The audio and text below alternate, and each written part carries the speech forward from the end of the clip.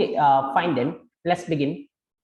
क्या डिस्कस कर रहे थे अपन पाइथन में कल? सो आई थिंक जो अपना डिस्कशन चल रहा था दैट वाज रिगार्डिंग वेरिएबल्स अपन बात कर रहे थे।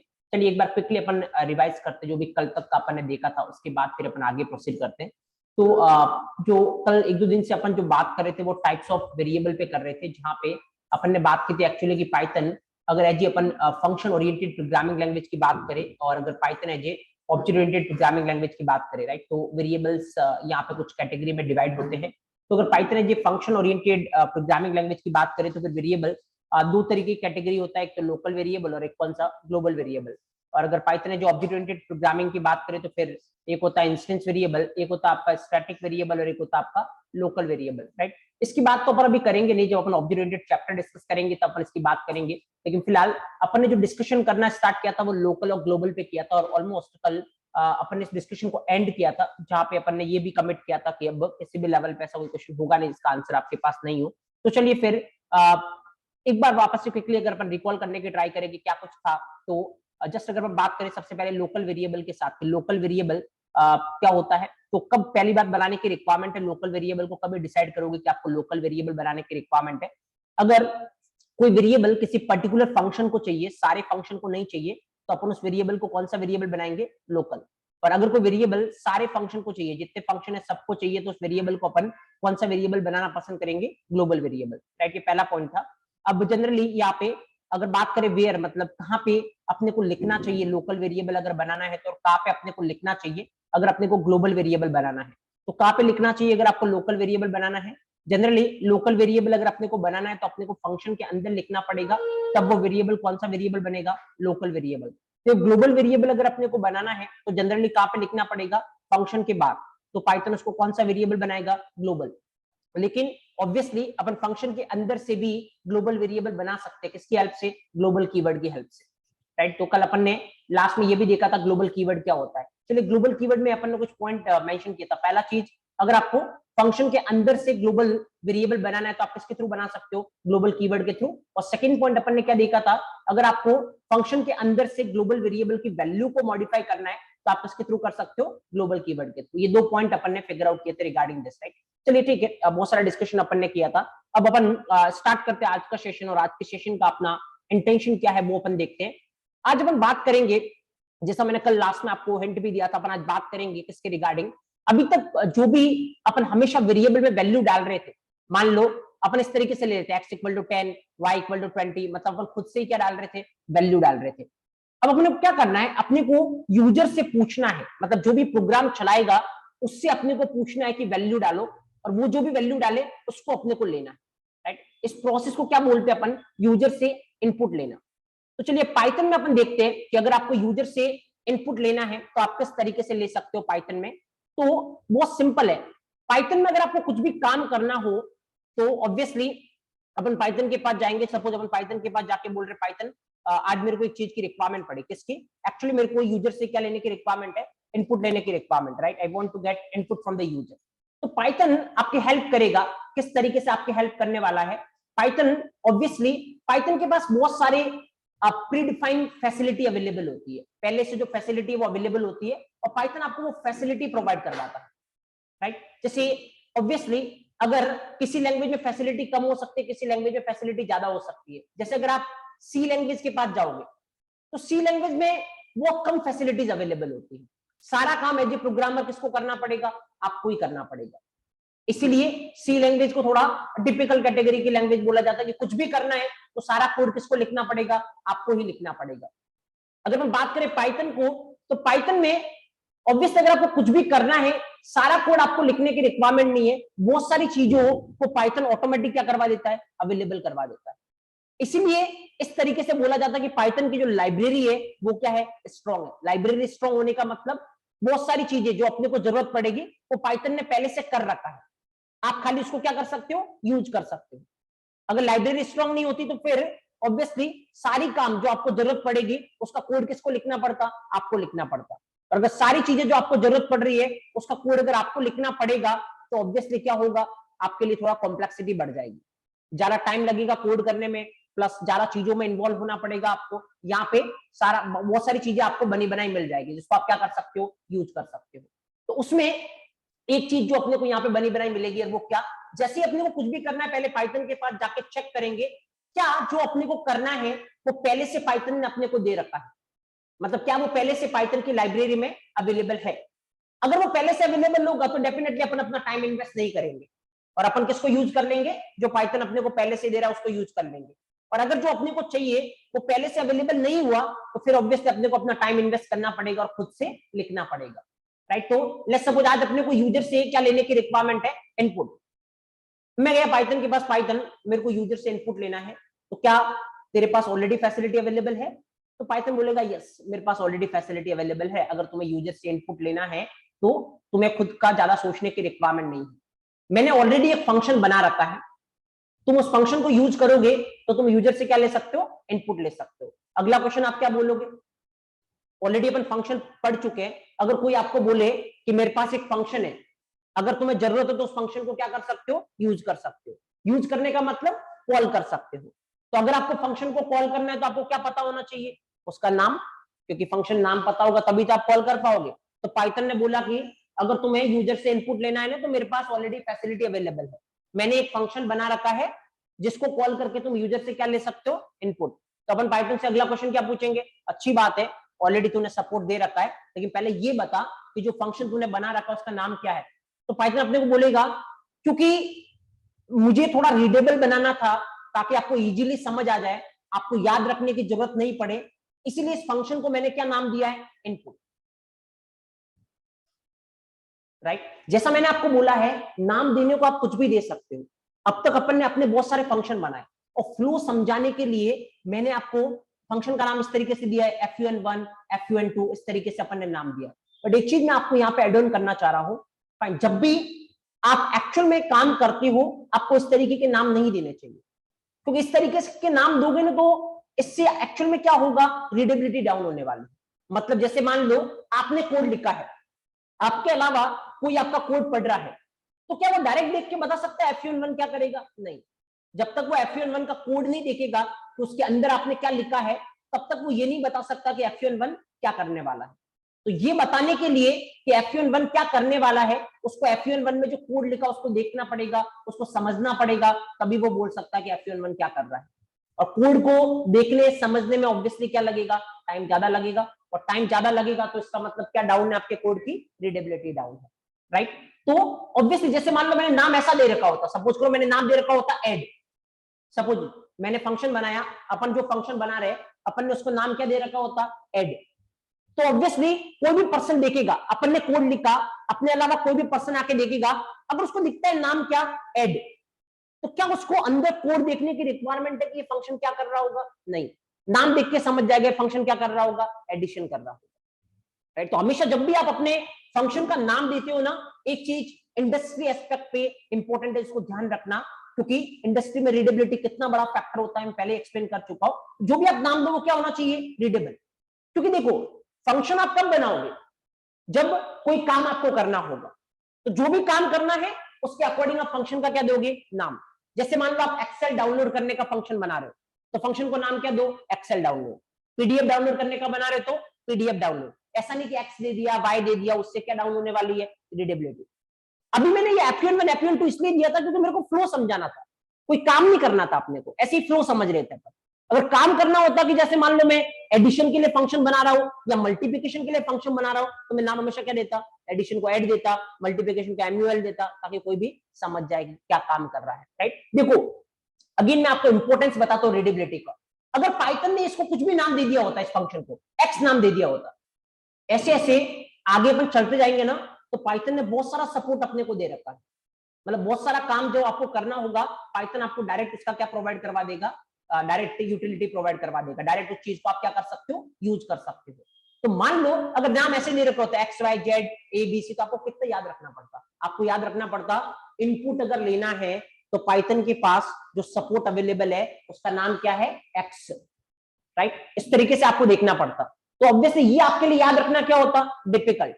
लेकिन अभी पाइथन ने क्या नाम दे रखा है, इनपुट, तो क्या आपको याद रखना डिफिकल्ट होगा, नहीं, क्योंकि सिंपल क्या करना है, इनपुट लेना है, तो फंक्शन का नाम क्या है, इनपुट, राइट। तो रीडेबिलिटी कितना बड़ा फैक्टर होता है मैं आपको बता रहा हूं। इसलिए आपको भी जब आप अपने फंक्शन का नाम देते हो, हमेशा अगर आप इंडस्ट्री स्टैंडर्ड पे काम कर रहे हो, आपको किसकी तरफ देखने की रिक्वायरमेंट है? रीडेबिलिटी। एंड इनफैक्ट मैं आपको एक चीज बताता हूं, जैसे मैंने आपको पहले भी शेयर किया है कि जब भी फ्रेशर लेवल पे आप काम करोगे एक्चुअली, राइट, जब भी आप फ्रेशर लेवल पे काम करोगे तो आपका कोड डायरेक्ट लाइन नहीं होने वाला। मान लो ऑब्वियसली पहले जो भी आपने कोड लिखा है वो आपको वेरीफाई करवाना पड़ेगा किसी सीनियर पर्सन से। जैसे ही आप किसी सीनियर पर्सन से वेरीफाई करवाने जाओगे, और अगर मान लो आपने फंक्शन का नाम XYZ या FUN1 FUN2 ऐसा ले रखा है ना, तो इवन वो वेरीफाई करने से पहले आपसे एक चीज बोलेगा, पहले इसकी रीडेबिलिटी सही करके आओ, उसके बाद में वेरीफाई करो, राइट। क्योंकि ये स्टैंडर्ड नहीं है एक्चुअली। आपके क्लासरूम स्टैंडर्ड तो सही है, लेकिन वहां पे एक एक नाम क्या होना चाहिए? रीडेबल। इवन आप किसी वेरिएबल को भी नाम देते हो, जैसे अभी अपन क्या दे रहे थे? XY, not recommended actually. अभी क्या मैं आपको फ्लो समझा रहा हूं इसलिए XY ले रहे हो। आगे चल के जब अपन टास्क करेंगे तो मैं हमेशा नाम जो टास्क करना होगा उसके अकॉर्डिंग लेने वाला हूं, राइट। तो क्योंकि ताकि वो क्या रहेगा? एक्चुअली रीडेबल रहने वाला है। तो हमेशा आपको ध्यान देने की रिक्वायरमेंट। इनफैक्ट मैं आपको एक बात बताता हूं, जैसे सपोज आप एक इंटरव्यू में गए, आपको बोला गया कि आपको क्या करने की रिक्वायरमेंट है? 2 नंबर का ऐड करने का एक फंक्शन लिखना है, राइट।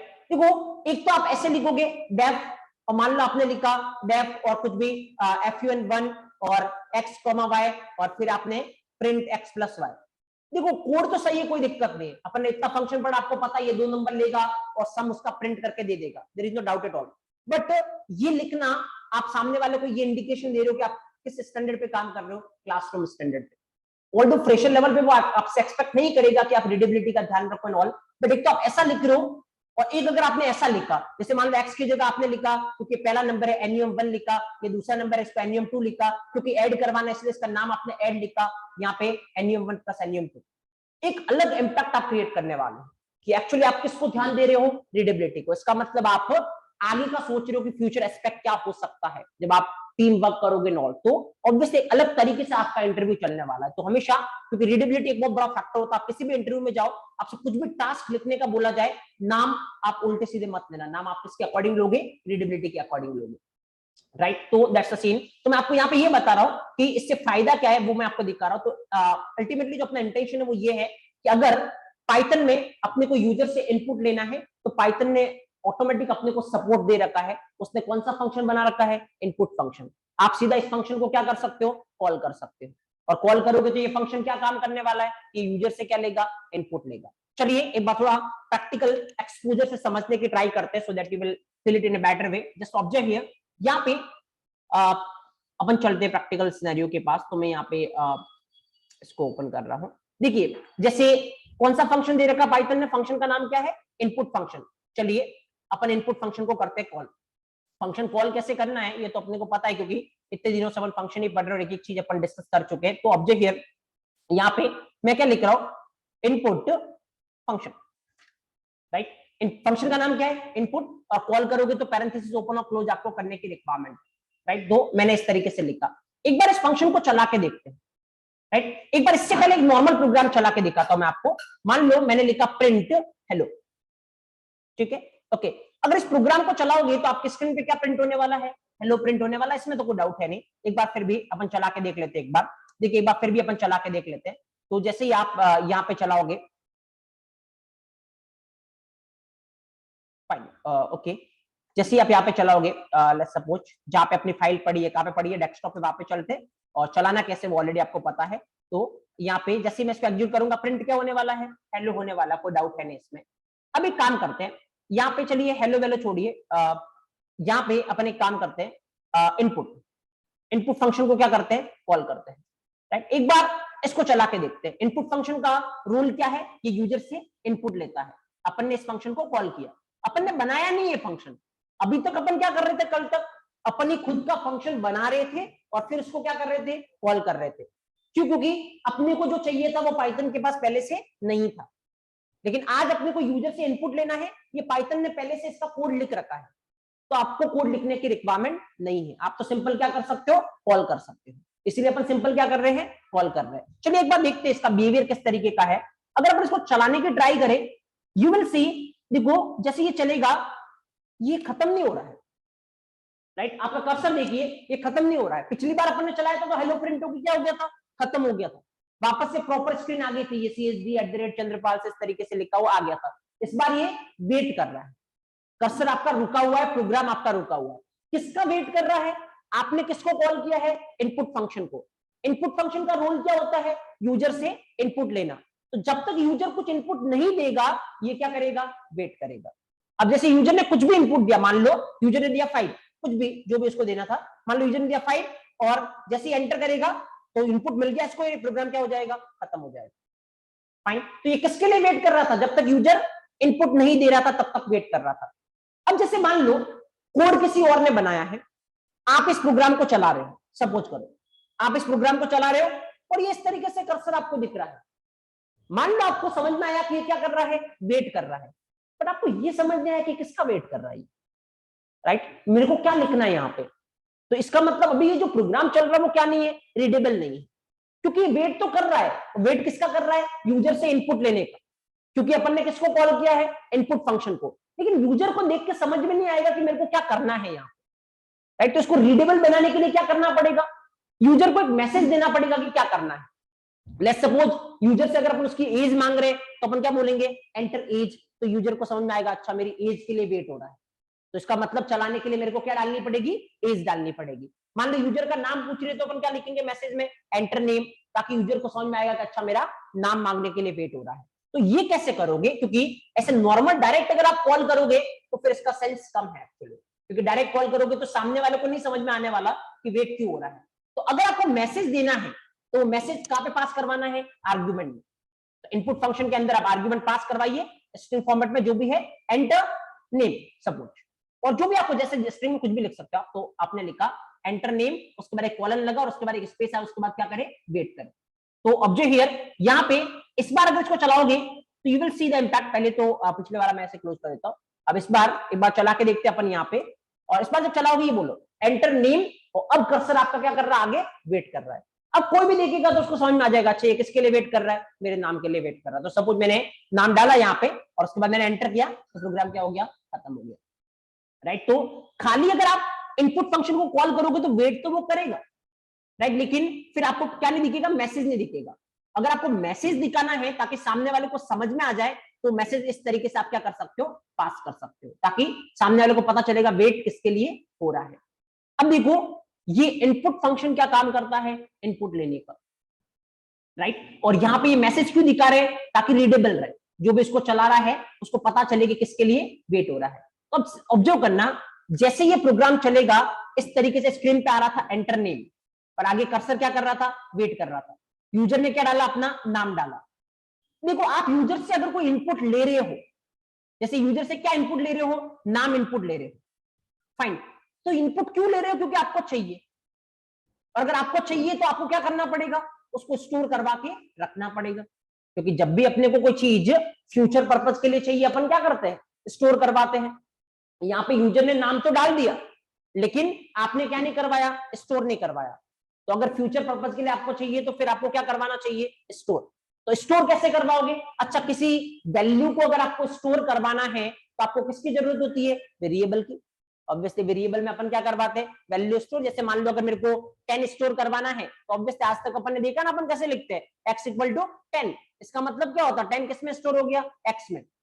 तो ऑब्वियसली x के थ्रू अपन किसको निकाल सकते हैं? 10 को। तो अगर इसका नाम किसी में स्टोर करवाना है तो बहुत सिंपल है।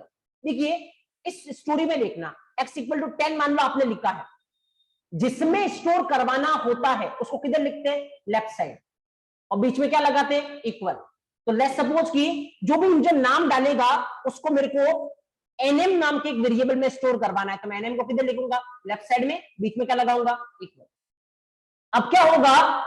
जैसे ही ये प्रोग्राम चलेगा इनपुट फंक्शन यूजर से क्या मांगेगा? नाम, और जो भी यूजर अपना नाम डालेगा वो nm नाम के वेरिएबल में क्या हो जाएगा? स्टोर, ताकि मैं इसको क्या करवा सकता हूं? प्रिंट, या जो भी करवाना है। लेट्स सपोज मैं nm को प्रिंट करवाता हूं, प्रिंट nm, और मान लो मेरे को एक बार और करवाना है, एक बार और करवा लो, प्रिंट nm,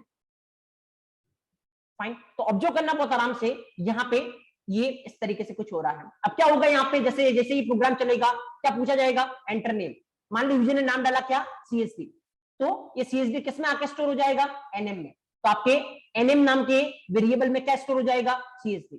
अब जैसे line number second nm print करवाओगे, क्या प्रिंट होने वाला है? CSV। Line number third, NM print करवाओगे, वापस से क्या प्रिंट होने वाला है, सीएसडी। तो कितनी बार सीएसडी प्रिंट होगा, 2 बार। एक बार चला के देखते हैं वेदर इस तरीके से ये चलता या नहीं।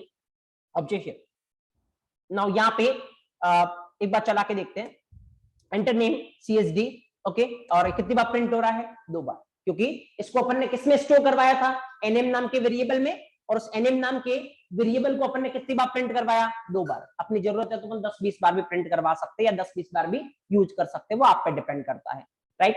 तो ये किसकी फंक्शनलिटी है, इनपुट फंक्शन की फंक्शनलिटी है, राइट। ये तो बहुत बेसिक बिहेवियर है एक्चुअली, लेकिन कैसे आपको रिलेट करना है वो मैंने आपको बताया है, राइट। लेकिन अभी अगर बहुत अच्छे लेवल के इंटरव्यू को रिप्रेजेंट करो, राइट, तो फिर किस तरीके से क्वेश्चन पुटअप हो सकता है। अभी तक जो अपन ने समझा है, ये क्वेश्चन आपसे पुटअप हो सकते हैं फ्रेशर लेवल पे, कि इनपुट फंक्शन का क्या रोल होता था, आप बता सकते हो इनपुट फंक्शन क्या करता है।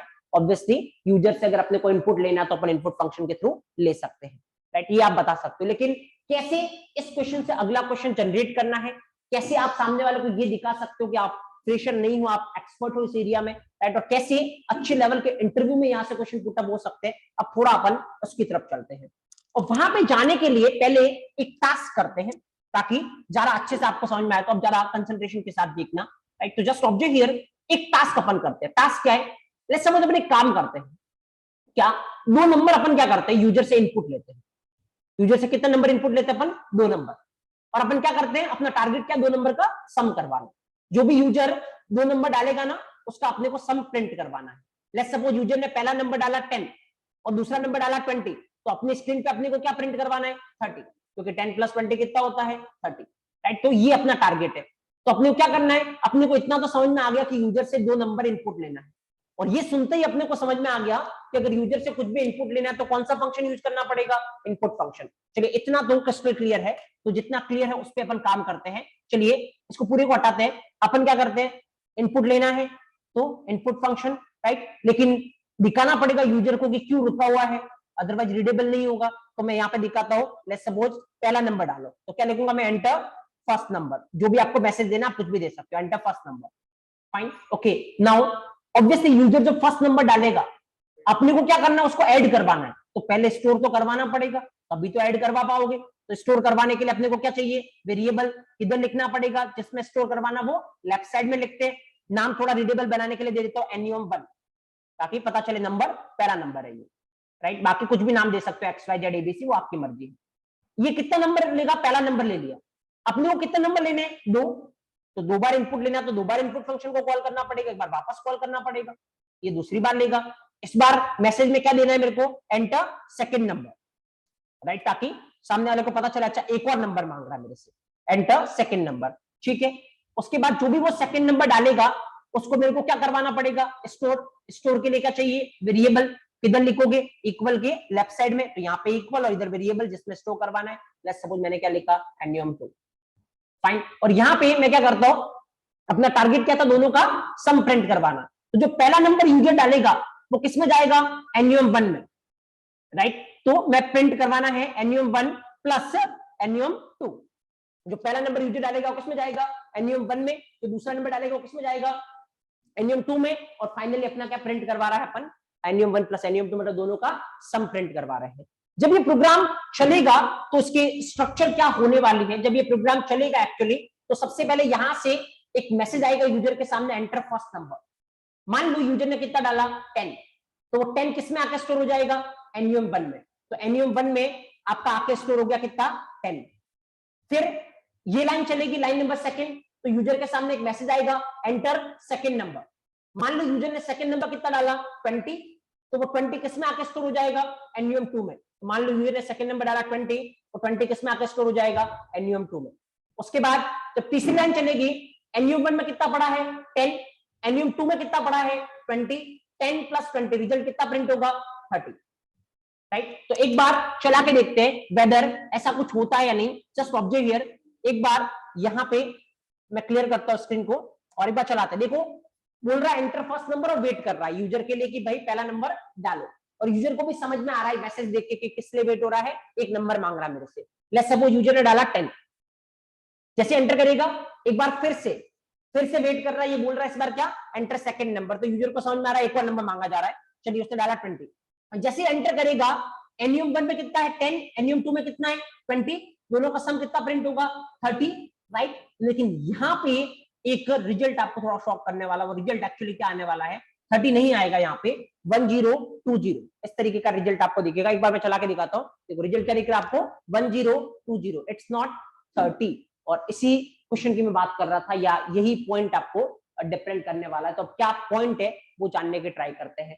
NUM1 में कितना आया है 10, NUM2 में जो दूसरा नंबर है कितना आया है 20, अपन क्या कर पा रहे हैं दोनों का सम, तो फिर आना कितना चाहिए था 30, लेकिन यहाँ पे स्टोरी में आ क्या रहा है 1020। ऐसा क्यों, ये समझने की ट्राई करते हैं। ये समझने के लिए मैं आपको एक पॉइंट बताता हूं जो कि एक्सट्रीम इंपॉर्टेंट है। वो पॉइंट ये है कि एक्चुअली ये जो इनपुट फंक्शन है ये किसमें किसके लिए काम आता है, यूजर से इनपुट लेने के लिए, इतना तो अपने को पता है। लेकिन दूसरा पॉइंट यहां पे ये है जो कि इंपॉर्टेंट है, वो ये इनपुट फंक्शन जब भी यूजर से इनपुट लेगा ये हमेशा इनपुट को किस फॉर्मेट में लेगा, स्ट्रिंग फॉर्मेट में, राइट। आपने डाला क्या 10, तो आपके अकॉर्डिंग 10 कैसा नंबर है इंट, लेकिन वो इंट में नहीं लेगा। इनपुट फंक्शन आप कुछ भी डालोगे उसको किस फॉर्मेट में लेगा, स्ट्रिंग।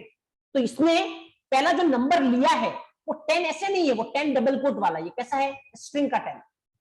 इसने जो दूसरा नंबर आपने पास करवाना 20, इनपुट फंक्शन जो लिया है वो स्ट्रिंग फॉर्मेट में लिया ऐसा। तो यहां पे जब आप आओगे तो दो स्ट्रिंग, NUM1 में क्या पड़ा है स्ट्रिंग का 10, NUM2 में क्या पड़ा है स्ट्रिंग का 20।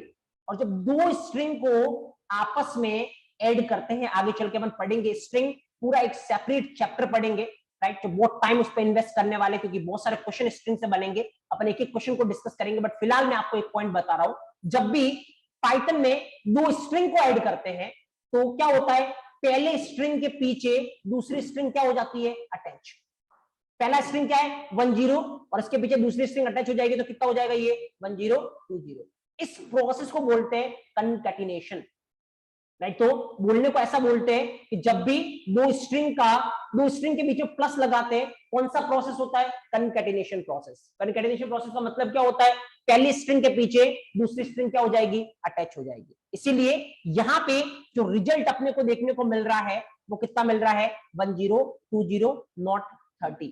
अगर ये 10 इंट का होता, अगर ये 20 इंट का होता तो इंट का 10 प्लस इंट का 20 रिजल्ट कितना मिलता 30। लेकिन ये इंट का नहीं है, किसका है स्ट्रिंग का। इसीलिए कौन सा प्रोसेस हो रहा है कंकैटिनेशन। इंट का होता तो कौन सा प्रोसेस होता एडिशन, जहां पे दोनों आपस में ऐड होते। यहाँ पे दोनों आपस में क्या हो रहे हैं कनकैट हो रहे हैं। लेकिन अब सवाल यहाँ पे ये है एक्चुअली जो कि आपको टॉप मोस्ट कंपनी में पूछा जा सकता है, या फिर अगर आप एक्सपीरियंस पे जाओ कि ऐसा क्यों, ये टाइम पास क्यों कर रखा है। जब मैंने 10 डाला, यूजर ने 10 डाला, तो भाई 10 कैसा है इंट है, तो किसमें लेना चाहिए इंट में। ये जबरदस्ती का स्ट्रिंग में क्यों ले रहा है। 20 डाला, 20 किसमें लेना चाहिए इंट में, लेकिन ये जबरदस्ती का किसमें ले रहा है स्ट्रिंग में। क्या रीजन है इसके पीछे, या तो इसको कुछ मिल रहा होगा तभी ऐसा कर रहा है, अगर नहीं मिल रहा है तो ये फालतू टाइम पास करने की जरूरत क्या है। क्योंकि अब मेरे को अगर 30 रिजल्ट चाहिए तो डायरेक्ट तो 30 नहीं आ रहा है, मेरे को क्या लगाना पड़ेगा एफर्ट लगाना पड़ेगा।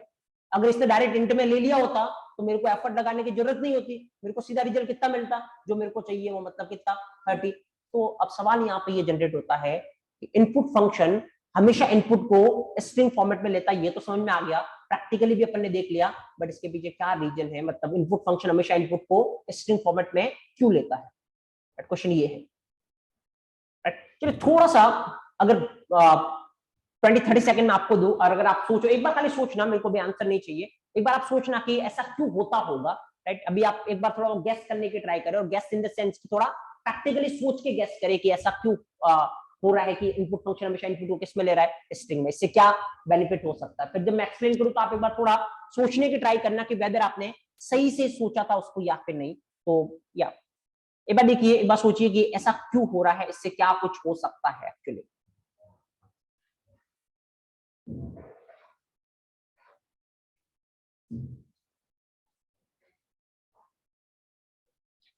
देखिए चलिए अपन आते थोड़े स्टोरी पे कि ऐसा क्यों करता है इनपुट फंक्शन, और इससे क्या बेनिफिट है या फिर क्या लॉस है, क्या ये एडवांटेज है या क्या ये डिसएडवांटेज है, ये अपन जानने की ट्राई करते हैं। देखो क्वेश्चन पूछने के दो तरीके हो सकते हैं अगर आप टॉप मोस्ट कंपनी की बात करो। पहला तो आपसे डायरेक्ट पूछा जाए कि इनपुट फंक्शन क्या होता है, अब आपको आंसर कैसे करना है आपको आंसर इस तरीके से करने की रिक्वायरमेंट है, क्योंकि आपको आगे से उस क्वेश्चन की तरफ लेके जाना है। तो कैसे आंसर करोगे? इनपुट फंक्शन क्या होता है? अगर अपने को यूजर से इनपुट लेना तो अपन किसके थ्रू ले सकते हैं? इनपुट फंक्शन के थ्रू। इंटरनली इनपुट फंक्शन हर एक इनपुट को किस फॉर्मेट में लेता है? स्ट्रिंग। तो अगला क्वेश्चन आपके पास आएगा कि स्ट्रिंग फॉर्मेट में क्यों लेता है, राइट? तो फिर आपको क्या आंसर करने की रिक्वायरमेंट है, थोड़ा वो समझने की ट्राई करते हैं, राइट? जस्ट ऑब्जर्व हियर, यहाँ पे अपने को क्या करने की रिक्वायरमेंट है? जैसे आपने आज तक बहुत सारे फॉर्म फिल किए होंगे, राइट? इवन आप यहाँ पे भी इस कोर्स के लिए भी आपने गूगल फॉर्म फिल किया होगा या किसी तरीके का कोई फॉर्म फिल किया होगा। आज तक आपने बहुत सारे तरीके के एग्जामिनेशन फॉर्म एंड बहुत सारे फॉर्म आपने फिल किए होंगे, राइट? अच्छा, एक नॉर्मल सा मैं फॉर्म बनाता हूँ ताकि थोड़ा अच्छे से आप फील कर पाओ। जैसे कुछ फॉर्म में कुछ इन्फॉर्मेशन है, एक आपसे क्या मांगा जा रहा है? नेम। एक आपसे क्या मांगा जा रहा है? आपका ईमेल आईडी। एक आपसे मान लो सपोज क्या मांगा जा रहा है? आपके फादर का नाम। एक आपसे मान लो क्या मांगा जा रहा है? सपोज आपके मदर का नाम। एक आपसे मांगा जा रहा है मान लो सपोज एड्रेस। एक आपसे मांगा जा रहा है सपोज मोबाइल नंबर। एक जनरल फॉर्म की बात करते हैं अपन, फाइन। डॉट डॉट और भी बहुत सारी इंफॉर्मेशन हो सकती है, बट एक बार चलिए इन इंफॉर्मेशन पे फोकस करते हैं, फाइन। एक चीज समझने की ट्राई करते हैं। अभी जैसे अगर अपन इस फॉर्म पे फोकस करें तो इस फॉर्म में टोटल कितने फील्ड है, कितने इंफॉर्मेशन आपसे मांगी जा रही है? टोटल 6 इंफॉर्मेशन आपसे मांगी जा रही है। Name, email, father name, mother name, address and mobile number, right? चलिए क्वेश्चन मेरा बहुत सिंपल है। आप मेरे को एक बात बताइए, नेम जो किसी का भी होता है वो किस फॉर्मेट में होता है? स्ट्रिंग। ऑब्वियसली नेम मतलब स्ट्रिंग फॉर्मेट में ही होगा। अच्छा, ईमेल एड्रेस किस फॉर्मेट में होता है? स्ट्रिंग। अच्छा, फादर नेम किस फॉर्मेट में होता है? स्ट्रिंग। मदर नेम किस फॉर्मेट में होता है? स्ट्रिंग। एड्रेस किस फॉर्मेट में होता है? स्ट्रिंग। मोबाइल नंबर को आप मान सकते हैं किस फॉर्मेट में होता है? Integer kind of thing, right? तो ये इसको मैं इंट मान लेता हूं। अच्छा, टोटल कितने फील्ड है? 6 फील्ड। अगर आप देखोगे टोटल 6 फील्ड है, 6 में से कितने फील्ड स्ट्रिंग है?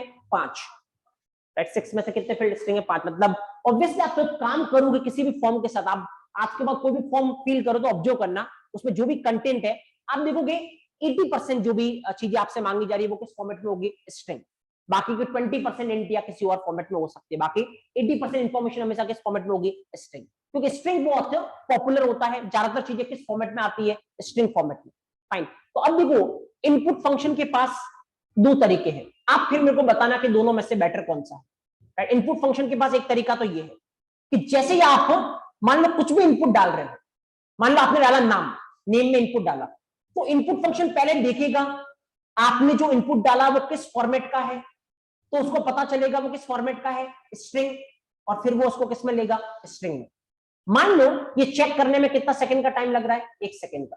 तो पहले इनपुट को लेने में इनपुट फंक्शन को कितना टाइम लगा? 1 सेकंड। दूसरा, अगेन आपने ईमेल डाला, वो चेक करेगा किस फॉर्मेट में है? स्ट्रिंग। तो फिर इसको किस में लेगा? स्ट्रिंग में। कितना टाइम लगा? 1 सेकंड। तीसरा, फादर नेम, अगेन आपने डाला, इनपुट फंक्शन चेक करेगा फादर नेम किस फॉर्मेट में, उसको पता चलेगा स्ट्रिंग, और उसके बाद वो उसको स्ट्रिंग में लेगा। 1 सेकंड अगेन। यहाँ पे मदर नेम अगेन चेक करेगा किस फॉर्मेट में, तो चेक करने से पता चलेगा स्ट्रिंग में, तो फिर इसको स्ट्रिंग में लेगा। Again 1 second. Address, right? Check करेगा किस फॉर्मेट में, पता चलेगा स्ट्रिंग, स्ट्रिंग में लेगा 1 सेकंड। इसको चेक करेगा मोबाइल नंबर किस फॉर्मेट में, लेट्स से इंटीजर, तो किस में लेगा? इंट में लेगा। और कितना? 1 सेकंड। मतलब ये इनपुट फंक्शन है, तो जैसा आप डालोगे वैसा ही लेगा। सपोज ये ऐसा इनपुट फंक्शन है, जैसा आप डाल रहे हो वैसे ही ले रहा है। मतलब आप इंट डालोगे तो किस में लेगा? इंट में। आप स्ट्रिंग डालोगे तो किस में लेगा? स्ट्रिंग में। लेकिन ऐसा करने के लिए पहले इसको थोड़ा टाइम लगेगा, इसको पता करना पड़ेगा कि कैसा है, और वो जैसा है वैसा लेना पड़ेगा। इंट है तो इंट, स्ट्रिंग है तो स्ट्रिंग। और अभी जो एक्चुअल इनपुट फंक्शन है वो कैसे चलता है? एक्चुअल इनपुट फंक्शन जब भी आप चलाओगे कैसे चलता है? कुछ भी नहीं देखेगा, कुछ भी आपने डाला किस फॉर्मेट में लेगा? String, right? अब जैसे सारे के सारे किस में ले लिया? स्ट्रिंग में। कुछ टाइम लगा ही नहीं, क्योंकि कहीं पर भी सोचना ही नहीं है, सीधा सीधा क्या ले लिया? स्ट्रिंग में। अब देखो, ये 5 तो आपको किस में चाहिए था? स्ट्रिंग में ही चाहिए थे। ये छठा आपको किस में चाहिए था? इंट में। तो आप खुद से इस छठे को क्या कर सकते हो? इंट में कन्वर्ट कर सकते हो। जब आप खुद से इस छठे को इंट में कन्वर्ट करोगे, कितने सेकंड का टाइम लगेगा? 1 सेकंड, राइट? तो ये पूरी प्रोसेस कितना टाइम में हो गई? 1 सेकंड में। और ये पूरी प्रोसेस कितने टाइम में हुई? 6 सेकंड में। अब आप बताइए, फर्स्ट प्रोसेस मतलब ये, इसको अगर मैं फर्स्ट दूं तो फर्स्ट प्रोसेस इज बेटर और second process is better. Obviously कौन सी प्रोसेस बेटर है? फर्स्ट प्रोसेस इज बेटर, क्योंकि यहाँ पे ऑब्वियसली क्या हो रहा है? टाइम कम कंज्यूम होगा, क्योंकि इसको चेक नहीं करना है। बाय डिफॉल्ट हमेशा किस में लेगा? स्ट्रिंग में। तो क्योंकि ऑलरेडी मैक्सिमम चीजें तो किस में होने वाली है? स्ट्रिंग में ही होने वाली है। जो चीज स्ट्रिंग में नहीं है उसको आप खुद से क्या करवा लो, कन्वर्ट करवा लो। लेकिन अगर इनपुट फंक्शन हर एक पे सोचने जाएगा तो फिर अननेसेसरी क्या कंज्यूम होने वाला है, टाइम कंज्यूम होने वाला है। अब क्या हो रहा है, सबके लिए नहीं सोचना है, खाली जो कन्वर्ट करवाना है उसी के लिए सोचना है। अगर ये ऐसे एक वृंदावन करेगा तो सबके लिए सोचना है, जबकि मैक्सिमम चीजें हमेशा किसमें आती है, स्ट्रिंग में।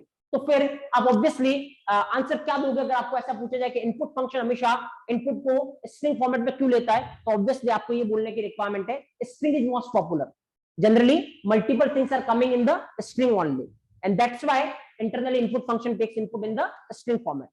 If you want any other format then we can convert, अपन खुद से क्या कर सकते हैं, कन्वर्ट कर सकते हैं। तो अगला क्वेश्चन ये आएगा, अगर आपको स्ट्रिंग के अलावा और फॉर्मेट चाहिए तो आप कन्वर्ट कैसे करोगे, अगला ये क्वेश्चन जनरेट होगा। तो चलिए अब इसके बाद जाते हैं कि अगर स्ट्रिंग के अलावा कुछ और चाहिएगा तो कन्वर्ट कैसे करोगे। ये तो अपने को समझ में आ गया कि वो स्ट्रिंग में क्यों ले रहा है, और स्ट्रिंग में ले रहा है ये भी समझ में आ गया, इसीलिए आउटपुट कितना आ रहा है, 1020। ओके चलिए एक काम करते हैं, अब मेरे को 1020 नहीं चाहिए, मेरे को कितना चाहिए, 30 चाहिए। अब अगर मेरे को 30 चाहिए तो कैसे करोगे, देखिए अभी स्टोरी क्या है, अभी स्टोरी ये है, यूजर से पहला नंबर मांगा जा रहा है, मान लो यूजर ने पहला नंबर कौन सा डाला, 10। आपका जो इनपुट फंक्शन है वो इस 10 को किस फॉर्मेट में लेगा, स्ट्रिंग। तो आपका जो num1 है उसमें मान लो स्टोर हो गया स्ट्रिंग का 10, ठीक है। और फिर दूसरा नंबर यहां से मांगा जाएगा, और जो दूसरा नंबर है वो num2 में स्टोर हो जाएगा। तो मान लो जो दूसरा नंबर है यूजर ने डाला 20, तो ये स्ट्रिंग का जो 20 है वो किसमें स्टोर हो गया, आपके num2 में। Okay that is fine. अब अगर आपको रिजल्ट कितना चाहिए, 30 चाहिए, तो आपको क्या करना पड़ेगा, पहले इस स्ट्रिंग के 10 को किसमें कन्वर्ट करना पड़ेगा, इंटीजर के 10 में। पहले इस स्ट्रिंग के 20 को किसमें कन्वर्ट करना पड़ेगा, इंटीजर के 20 में। और फिर अगर आप उन दोनों को ऐड करवाओगे तो कितना आने वाला है, 30 आने वाला है। अब सवाल ये है, एक और नया टास्क अपने सामने, क्या स्ट्रिंग को किसमें कन्वर्ट करवाना है, इंटीजर में। अपन चलते एक बार फिर से पाइथन के पास, अपन जाके पूछते हैं पाइथन से, पाइथन मेरे को एक रिक्वायरमेंट है, क्या रिक्वायरमेंट है, तो मेरे पास है एक स्ट्रिंग और मेरे को उसको किसमें कन्वर्ट करना है, इंट में। तू बता क्या तेरे पास पहले से कोई डायरेक्ट तरीका है, अगर तेरे पास पहले से कोई डायरेक्ट तरीका है तो फिर मैं डायरेक्ट तेरा तरीका क्या कर लूंगा, यूज कर लूंगा, मेरा टाइम बच जाएगा। और अगर तेरे पास कोई तरीका नहीं है डायरेक्ट, तो फिर मुझे क्या लिखना पड़ेगा, कोड लिखना पड़ेगा, और मैं कोड लिख के स्ट्रिंग को किसमें कन्वर्ट करवाऊंगा, इंट में। तो पाइथन बोलेगा नहीं नहीं इतना करने की रिक्वायरमेंट नहीं है, क्योंकि मेरी लाइब्रेरी स्ट्रॉन्ग है और मुझे पता है कि ऐसी रिक्वायरमेंट बहुत बार आ सकती है, इसीलिए पहले ही मैंने इसको सपोर्ट दे रखा है। और आप तो क्या कर सकते हो, आपको कोड लिखने की रिक्वायरमेंट नहीं है, मेरे पास एक फंक्शन है, उसको क्या कर सकते हो, आप कॉल कर सकते हो। जैसे उस फंक्शन को कॉल करोगे आपका काम हो जाएगा, आपका काम स्ट्रिंग से इंट में कन्वर्ट करना है ना, वो हो जाएगा। तो अगला क्वेश्चन अपन क्या पूछेंगे, क्योंकि किसी भी फंक्शन को कॉल करना तो अपने को क्या पता होना चाहिए, नेम। तो अपन पाइथन से पूछेंगे, अच्छी बात है तेरे पास ऑलरेडी है, मेरे को ये बताओ उस फंक्शन का नाम क्या है।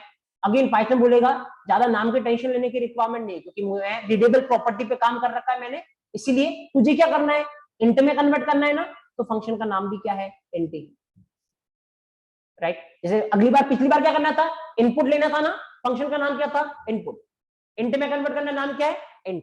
अब देखिए क्या ये याद रखने की जरूरत पड़ेगी आपको, नहीं, द रीजन इज रीडेबिलिटी। अगर ये एक्स वाई जेड एबीसी दे रखा होता ना तो फिर यहाँ पे बहुत हैक्टिक होता आपके लिए। तो इसीलिए खुद जब कोड करो तब भी ये ध्यान रखना कि अगर आप कुछ भी नाम दोगे तो दूसरे वाले के लिए हैक्टिक होगा।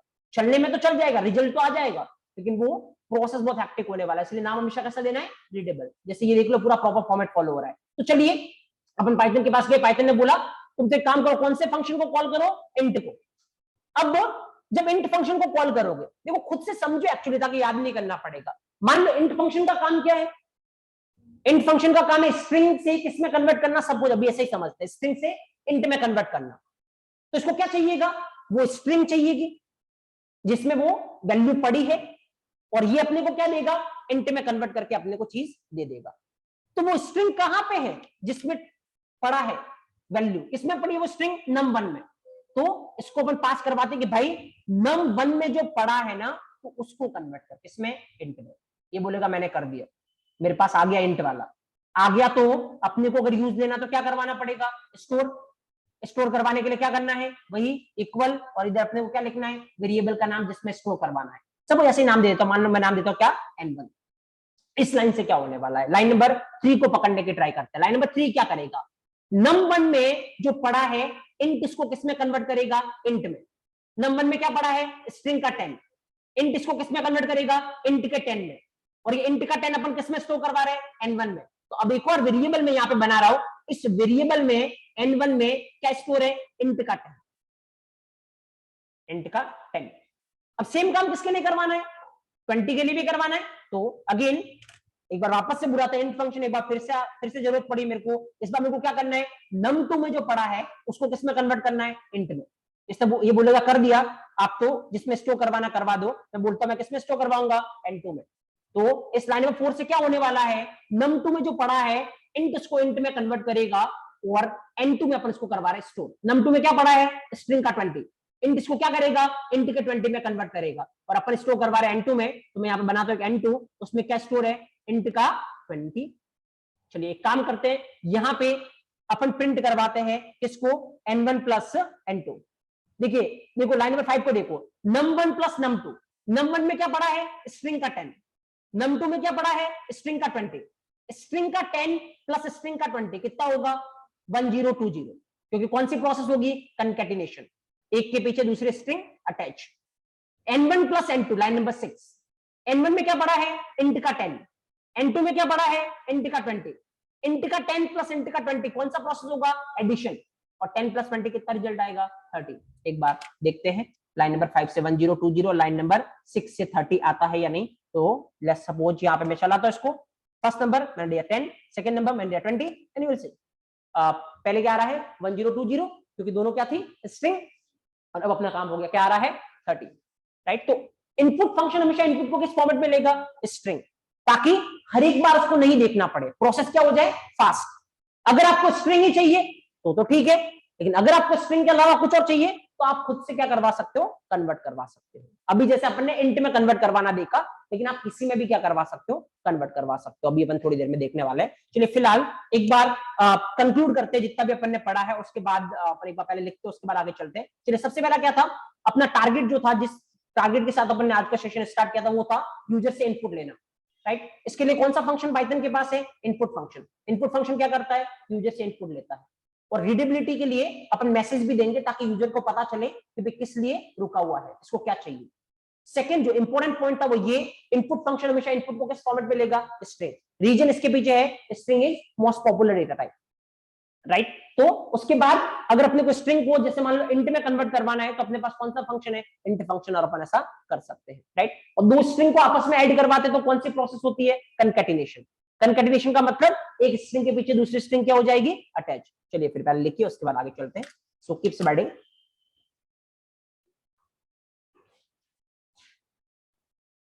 हेड डालिए इनपुट एंड आउटपुट स्टेटमेंट्स। अभी अपन इनपुट पढ़ रहे हैं, इसके बाद अपन आउटपुट पढ़ेंगे।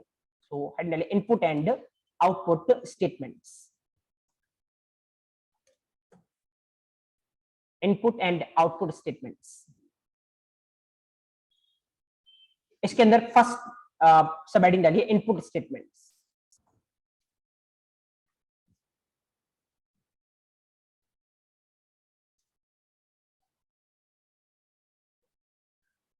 देखिए इसके अंदर इन Python 3 if you want to take input from the user in Python 3, if you want to take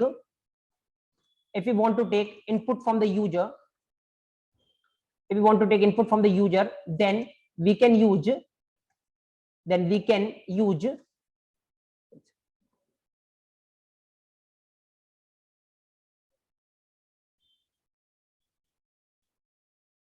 in Python 3 if we want to take input from the user, then we can use input function. We can use input function. Second point, and keep it important, input function will always takes input in the string format. Input function will always take input in the string format. Input function will always takes input in the string format because string is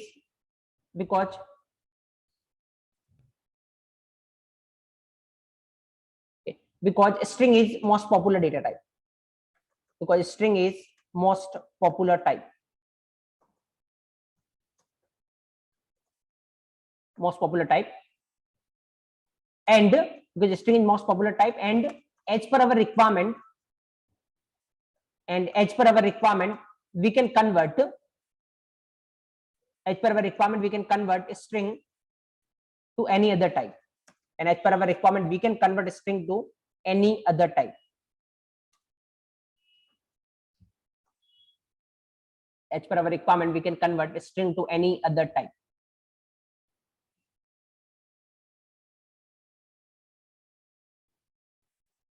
Number third, if we want to convert to int type, then we can use int function.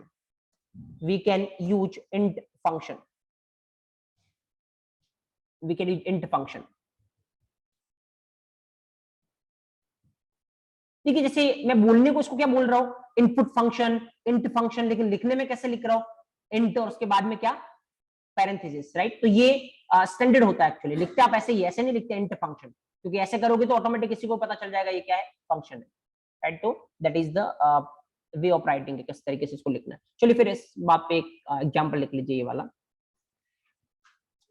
So that you will get it. Just write down,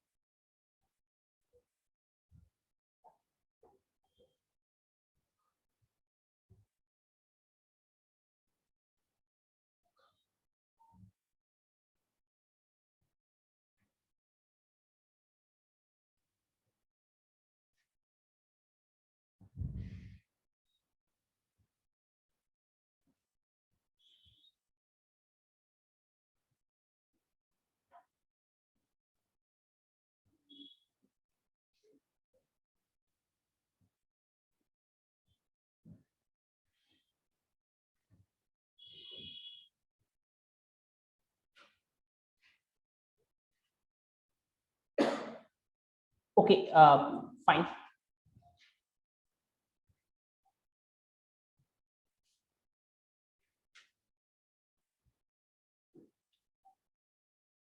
चलिए एक दो doubt है अपन उस पर चलेंगे, पहले आप लिखिए।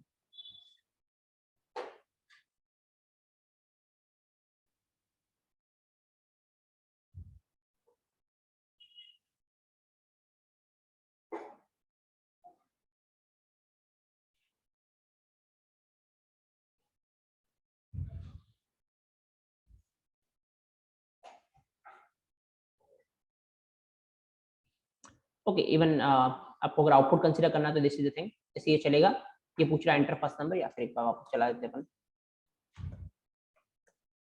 जैसे ये चलेगा, पहले पूछेगा फर्स्ट नंबर, आपने डाला 10, सेकंड नंबर 20, रिजल्ट क्या आएगा 1020 एंड देन 30।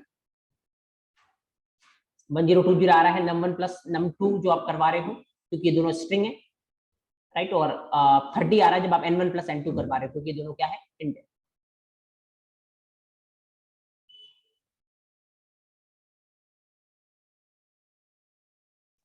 चलिए कुछ डाउट हो जिनकी बात अपन पहले करते हैं और उसके बाद फिर अपन आगे प्रोसीड करते हैं। डाउट नंबर फर्स्ट ये है कि क्या यहाँ पे जो ये num1 प्लस num2 लिखा है, क्या लिखना जरूरी है? नहीं, कोई जरूरी नहीं है। ये तो मैं आपको दिखाना चाह रहा हूँ कि इन दोनों में क्या है, स्ट्रिंग है, और इसका रिजल्ट क्या आएगा 1020। अगर इस लाइन को नहीं लिखोगे तो फिर रिजल्ट क्या आएगा? तो आप स्टेप बाय स्टेप करो ना, इसको लिखना जरूरी थोड़ी। अगर इसको नहीं लिखोगे तो क्या आएगा, खाली n1 प्लस n2, n1 में क्या पड़ा है 10, n2 में क्या पड़ा है 20, तो ओनली रिजल्ट क्या आएगा 30। वो तो मैं आपको दिखाना चाह रहा हूँ कि num1 num2 में स्ट्रिंग है, और स्ट्रिंग करोगे तो कौन सा प्रोसेस होगा, कंकैटिनेशन। यहाँ पे अगर उसको हटा दोगे तो ओनली रिजल्ट कितना आएगा, 30 आएगा। तो ऐसा कोई जरूरी नहीं है कि num1 प्लस num2 को आपको लिखना ही लिखना है, वो खाली मैं आपको दिखाने के लिए रखा हूँ। ये तो पहला डाउट था। दूसरा तो सेकंड ये है, हाँ कोई ये बोल रहा है कि जैसे अपन ने यहाँ पे बात की थी ना कि इनपुट फंक्शन हमेशा इनपुट को स्ट्रिंग फॉर्मेट में क्यों कंसीडर करता है। रीजन बहुत सिंपल है, क्योंकि मल्टीपल चीजें किस फॉर्मेट में होती है, स्ट्रिंग। अगर हर एक पे सोचने जाएगा तो फिर क्या लगेगा, ज्यादा टाइम लगेगा। इसकी बजाय वो सबको किस फॉर्मेट में लेता है, स्ट्रिंग। अगर आपको जरूरत है किसी को कन्वर्ट करने की तो आप खुद से क्या कर सकते हो, कन्वर्ट कर सकते हो, ताकि क्या बच जाएगा, टाइम बच जाएगा। तो किसी का यहाँ पे ये डाउट है कि पाइथन तो टाइम के साथ कॉम्प्रोमाइज करता है, हमेशा ऐसा नहीं होगा। जब अपने डायनेमिक टाइप प्रोग्रामिंग लैंग्वेज पढ़ा था, वहां पे मैंने आपको क्या बोला था कि पाइथन ने किसके साथ कॉम्प्रोमाइज किया है, टाइम के साथ, और उसकी वजह से क्या दिए प्रोग्रामर को, इजीनेस। लेकिन अगर हर जगह टाइम के साथ कॉम्प्रोमाइज करेगा तो प्रोसेस क्या हो जाएगी, बहुत स्लो। तो ऑब्वियसली अकॉर्डिंगली कहीं ना कहीं उसको देखना पड़ेगा, तो वो अकॉर्डिंगली मैनेज कर रखा है। इनफैक्ट खाली पाइथन की बात नहीं कर रहा हूं मैं, जो भी प्रोग्रामिंग लैंग्वेज है, लाइक जावा में भी जो इनपुट फंक्शन, जावा में इनपुट लेने का जो तरीका होता है, वो भी इनपुट हमेशा किस फॉर्मेट में लेता है, स्ट्रिंग। राइट, पाइथन में भी किस फॉर्मेट में लेता है, स्ट्रिंग। राइट, रीजन बहुत सिंपल है, क्योंकि स्ट्रिंग क्या है, पॉपुलर डेटा टाइप है, भले आप किसी भी प्रोग्रामिंग लैंग्वेज की बात करो। Right, so that is the same. Okay, अब नेक्स्ट एक पॉइंट पे आते हैं अपन, और वो है, देखिए यहाँ पे आपको क्या करना था, लेट्स सपोज मैं इस लाइन को हटा देता हूं, नंबर प्लस नंबर को, तो रिजल्ट ओनली क्या आएगा, 30, क्योंकि ओनली अपन किसको ऐड करवा रहे हैं, जो भी इंटीजर है, इंट वाला, उनको अपन क्या करवा रहे हैं, ऐड करवा रहे हैं। राइट, मैं आपसे क्या बोलना चाह रहा हूं, जैसे मान लो अपना टारगेट क्या था, अपना टारगेट था, जो सोच के अपन ने ये प्रोग्राम लिखा है, टारगेट क्या था, यूजर से 2 नंबर इनपुट लेना और दोनों नंबर का क्या प्रिंट करवाना, सम। लेकिन जैसे अपन इस टारगेट की तरफ गए तो अपने को पता चला कि इनपुट तो हमेशा किसमें ले रहा है, स्ट्रिंग में। तो फिर अपना रिजल्ट लाने के लिए अपने को पहले किसमें कन्वर्ट करवाना पड़ा, इंट में। राइट, और जो अपन ने किया है और अपने को फाइनल रिजल्ट मिल गया। कितने लाइन का कोड अपन ने लिखा, यूजर से 2 नंबर इनपुट लेके उनको ऐड करवाने के लिए, 5 लाइन का, जो कि अपने को दिख रहा है। राइट, देखिए थोड़ा लाइन ऑफ कोड को आप यहाँ पे क्या कर सकते हो, कम कर सकते हो। वो कैसे, कि कोई जरूरी नहीं है, कोई ज्यादा फर्क नहीं पड़ेगा, खाली लाइन ऑफ कोड का ही फर्क पड़ेगा और किसी पे कोई फर्क पड़ेगा नहीं। तो अगर आप समझ सकते हो तो ऑब्जर्व करना बहुत ईजी है। और वो ये देखिए, num1 में क्या पड़ा है, num1 में क्या पड़ा है, जो भी ये लाइन देगा वो किसमें जाएगा, num1 में जाके क्या होगा, स्टोर होगा। जो भी ये लाइन देगा, ये लाइन क्या देगा, यूजर से इनपुट लेके देगा, और वो किसमें स्टोर हो जाएगा, num1 में। और यहाँ पे अपन ने किसको लिख रखा है, num1 को, ताकि num1 में जो पड़ा होगा वो किसमें कन्वर्ट हो जाएगा, इंट में। तो आप क्या कर सकते हो, एक्चुअली यहाँ पे अपन पहले क्या कर रहे हैं, पहले कुछ ले रहे हैं, उसको num1 में स्टोर करवा रहे हैं, उसके बाद num1 को यहाँ पे फेंक रहे हैं। राइट, देखो ऑब्जर्व करना इस पूरी प्रोसेस में। अभी थोड़ी देर पहले जो अपन ने देखा था ना, अगर उसकी बात करें अपन तो आराम से देखना, यहाँ पे कितने वेरिएबल बने हैं, 4, num1, num2, n1 और n2, टोटल कितने वेरिएबल बने हैं, 4। देखिए अपने को क्या करना था, वो नंबर का सम करवाना था। राइट, तो रिजल्ट अपना कितना आना चाहिए था, 30, और 30 के लिए कौन से वेरिएबल काम में आ रहे हैं, ये दो, n1 प्लस n2। इन दोनों का क्या नहीं है, कोई रोल नहीं, ये फालतू के आपने क्या ले रखे हैं, वेरिएबल ले रखे हैं। इसमें क्या स्टोर हो रहा है, एक्चुअल में स्ट्रिंग स्टोर हो रही है। तो अपन इसको थोड़ा कम करने को देखते हैं, कैसे कम कर सकते हो, ऑब्जेक्ट है, जो भी ये दे रहा है वो किसमें स्टोर हो रहा है, num1 में। राइट, और उस num1 को अपन कहां पे लिख रहे हैं, यहाँ पे। तो एक काम कर लो ना, जो भी ये आपको दे रहा है वो डायरेक्ट यहीं पे लिख लो, num1 को बीच में लाओ ही मत। अपन ने अभी क्या कर रखा है, num1 को मीडिएटर बना रखा था, कि ये जो दे रहा था वो किसमें स्टोर करवाया, num1 में, और फिर num1 को यहाँ पे पास करवाया। मीडिएटर कौन था, num1। मैं अब इस पर डायरेक्ट कर रहा हूँ, मीडिएटर की रिक्वायरमेंट नहीं मेरे को। इसको बोला कि भाई तू जो दे रहा है ना वो डायरेक्ट यहीं पे दे दे, ताकि तू जो भी देगा ना, इंट इसको किसमें कन्वर्ट करवा देगा, इंट में। इस मीडिएटर की मेरे को रिक्वायरमेंट नहीं है, क्योंकि फालतू में वो वेरिएबल एक्स्ट्रा लेने पड़ रहे, 2 लाइन मेरे को क्या लिखनी पड़ रही है, एक्स्ट्रा। अभी अपन क्या कर रहे हैं, ये जो दे रहा है उसको अपन num2 में स्टोर करवा रहे हैं, और num2 को यहाँ पे पास करवा रहे हैं। num2 क्या है, मीडिएटर। तो अपन बोलते हैं भाई तू जो दे रहा है ना वो डायरेक्ट यहीं पे दे देना, क्या दिक्कत है, डायरेक्ट यहीं पे दे दे, ताकि तू जो दे रहा है इंट इसको किसमें कन्वर्ट कर देगा, इंट में। फाइन, अब देखो मैं 2 लाइन को हटा देता हूं, इन मीडिएटर की रिक्वायरमेंट नहीं है, I will just remove this 2 line. Right, okay, just observe. अब अपन बताता हूं आपको क्या होगा। सबसे पहले जब ये चलेगा, पहली लाइन पे आते हैं, ये चलेगा, ये क्या करेगा, यूजर से पहला नंबर मांगेगा। मान लो यूजर ने पहला नंबर क्या दिया, 10, ये किस में लेगा, स्ट्रिंग में। तो यहां पे क्या आया, स्ट्रिंग का 10, और ये स्ट्रिंग का 10 आपने किस में पास करवा रखा है, इंट में।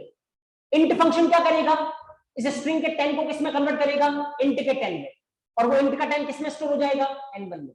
तो लास्ट मोमेंट पे आपके n1 में क्या स्टोर हुआ, इंट का 10।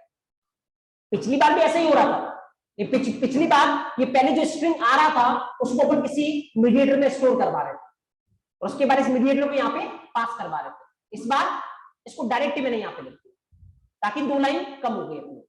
अभी 2 लाइन ही कम हुई है क्योंकि अपने को कितने इनपुट लेने पड़े हैं, 2। मान लो अगर अपने को 10 इंटीजर नंबर लेने पड़े तो हर बार मीडिएटर को रखोगे तो कितनी एक्स्ट्रा लाइन होगी, 10 एक्स्ट्रा लाइन, राइट। तो उसको आप सडनली क्या कर सकते हो, कम कर सकते हो एक्चुअली।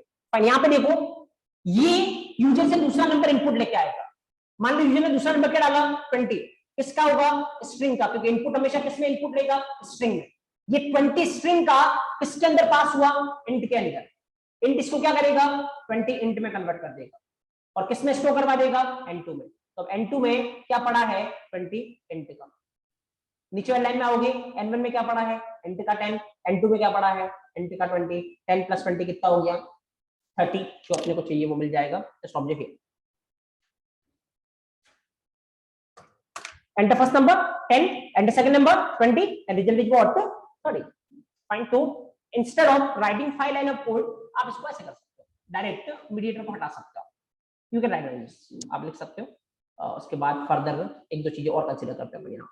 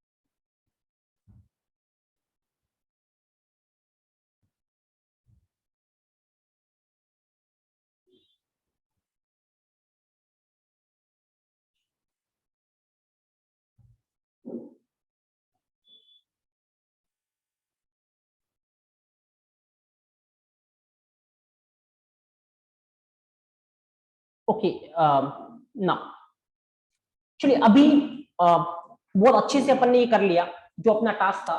बहुत ही आराम से अपन ने ये टास्क को एग्जीक्यूट कर लिया कि यूजर से 2 नंबर अपने को इनपुट लेना है, दोनों को अपने को क्या करवाना है, सम करवाना है। प्रोसेस हो भी रहा है। अब थोड़ा ये जानने की ट्राई करते हैं कि इस प्रोसेस में प्रॉब्लम क्या है और फिर उस प्रॉब्लम का सॉल्यूशन अपने को कैसे मिलेगा। फाइन, चलिए ठीक है, कोई दिक्कत नहीं है। यहाँ पे अपन एक काम करते हैं, इसको वापस से एक बार चलाते हैं।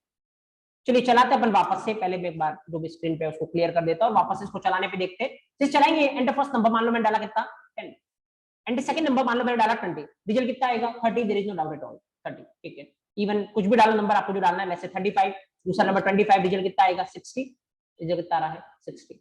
Okay, that is perfectly fine, proper तरीके चल रहा है। चलिए इस बार मैंने वापस चलाया, एंटर फर्स्ट नंबर मैंने क्या डाला, let's suppose 20, enter second number मान लो मैंने क्या डाला, 10.5, राइट। ऑब्जेक्ट हियर, पहला नंबर कितना था, 20, दूसरा नंबर कितना डाला मैंने, 10.5, रिजल्ट कितना आना चाहिए, दोनों का ऐड होगा तो 30.5, राइट। लेकिन जैसे आप एंटर करोगे यहाँ पे आपके लिए एक एरर आने वाली है। ऑब्जर्व क्या आ रही है, error. What is the reason, reason बहुत सिंपल है, देखिए समझने की ट्राई करते हैं। रीजन क्या है, फिर सॉल्यूशन के पास जाएंगे। रीजन क्या है, देखो यहाँ पे जैसे आपने यूजर से पहला नंबर डाला, पहला नंबर मांगा, यूजर ने पहला नंबर क्या डाला, 20, कैसा होगा 20, स्ट्रिंग का, स्ट्रिंग का 20, इसको किसमें पास करवा रहे हो, इंट में। इंट क्या करेगा, स्ट्रिंग के 20 को किसमें कन्वर्ट करेगा, इंट के 20 में, और इंट के 20 में कन्वर्ट करके किसमें स्टोर करवा देगा, n1 में। तो आपके n1 में स्टोर हो गया क्या, इंट का 20। उसके बाद यूजर से मांगा गया दूसरा नंबर, इसमें यूजर ने दूसरा नंबर क्या डाला, 10.5, तो स्ट्रिंग में क्या आया, 10.5। इस स्ट्रिंग को आप किस में कन्वर्ट करवाने जा रहे हो, इंट में, लेकिन इंट फंक्शन मना कर देगा, क्योंकि इंट फंक्शन बोलेगा जो स्ट्रिंग आप मेरे को दे रहे हो ना उसके अंदर जो नंबर है वो कैसा नहीं है, इंट नहीं, तो मैं उसको किस में कन्वर्ट नहीं कर सकता, इंट में, मेरे को प्रॉब्लम है। तो अगर इंट को प्रॉब्लम है तो ये क्या देने वाला है, एरर। इसीलिए जैसे लाइन नंबर 2 पे ये 10.5 डालने के बाद मैंने एंटर किया, इमीडिएटली क्या आ गई, एरर। पहले वाले में क्यों नहीं आई थी, क्योंकि पहले वाले में मैंने प्रॉपर क्या डाला था, इंट ही डाला था। कौन सा डाला था, 20।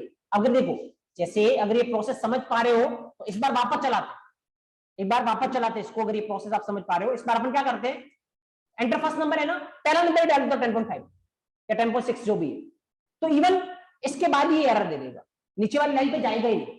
नीचे वाली लाइन पे नहीं जाएगा मतलब दूसरा नंबर आपसे मांगेगा ही नहीं, क्योंकि एक बार एरर आने के बाद नीचे का प्रोग्राम नहीं चलता है। तो ऑब्जेक्ट हियर सीधा यहाँ पे क्या आ गई, एरर, क्योंकि जैसे आप बोलोगे नंबर कौन सा है, 10.6, आपके इनपुट ने लिया 10.6 यहां से, किस फॉर्मेट में, स्ट्रिंग, राइट। और इंट किस में कन्वर्ट करवाने को देखेगा इसको, इंट में, बट इंट बोलेगा जो स्ट्रिंग आपने मेरे को दी है उसके अंदर जो नंबर है वो किस में नहीं है, इंट में नहीं है। तो मैं क्या नहीं करवा सकता, कन्वर्ट नहीं करवा सकता। जब ये कन्वर्ट नहीं करवा सकता तो ऑब्वियसली क्या देगा, एरर। और जब इस लाइन पे, लाइन नंबर फर्स्ट पे एरर आ गई तो क्या लाइन नंबर 2 चलने वाली है, नहीं, और इसीलिए आपसे सेकंड नंबर नहीं मांग रहा है, राइट। तो इसीलिए यहाँ पे देखो ये सेकंड नंबर आपसे नहीं मांग रहा, फर्स्ट नंबर के बाद ही सीधा क्या दे दिया, एरर। और अगर मान लो मैं चलाओ वापस, पहला नंबर प्रॉपर दे रहा हूं मैं, मान लो 30, प्रॉपर इंटीजर है, प्रॉपर कन्वर्ट हो जाएगा, कोई दिक्कत नहीं है, तो आपसे दूसरी लाइन पे आ गया, क्या मांग रहा है, सेकंड नंबर। अगर मान लो ये इम्प्रॉपर दिया तो सेकंड लाइन आपको क्या देगा, एरर। तो तीसरी पे नहीं आने वाला, जहां पे अपन क्या करवा रहे हैं, एडिशन करवा रहे हैं, सेकंड पे क्या आ गई, एरर। तो यहाँ पे प्रॉब्लम क्या है, सब वो चलते हैं पाइथन के पास। पाइथन के पास जाके अपन ने बोला पाइथन एक दिक्कत है क्या, अभी थोड़ी देर पहले मैंने तेरे से कम्युनिकेट किया था, मैंने तेरे से पूछा था कि भाई तेरा जो इनपुट फंक्शन है वो हमेशा इनपुट को किस में ले रहा है, स्ट्रिंग में, मेरे को किस में कन्वर्ट करवाना है, इंट में। तो तूने मेरे को बोला था कि इंट में कन्वर्ट करवाना है तो तुम्हें कोड लिखने की जरूरत नहीं है, मेरे पास ऑलरेडी एक फंक्शन है, तुम तो उसको क्या कर दो, कॉल कर दो। क्या नाम था फंक्शन का, इंट। मैंने बोला ठीक है, मैंने कॉल कर दिया, सही रिजल्ट भी मिल रहा है। तो पता अब दिक्कत क्या है, मैंने फ्लोट नंबर डाला, पॉइंट में जो नंबर होता है उसको पाइथन में कैसे रिप्रेजेंट करते हैं, फ्लोट से। तो मैंने फ्लोट नंबर डाला तो तेरा ये इंट फंक्शन क्या दे रहा है, एरर दे रहा है, ये क्या नहीं कर पा रहा है, कन्वर्ट नहीं कर पा रहा है। तो पाइथन बोलेगा भाई मैंने तेरे को बोला था, तूने मेरे को रिक्वायरमेंट क्या बताई थी, तूने बोला था कि तेरे को किस में कन्वर्ट करना है, इंट में, इसीलिए मैंने तेरे को बोला था कि कौन सा फंक्शन यूज करना है, इंट। लेकिन अब तू क्या कर रहा है, तू तो फ्लोट डाल रहा है, तो ऑब्वियसली क्या आने वाली है, एरर ही आने वाली, क्योंकि इसका काम ही नहीं है।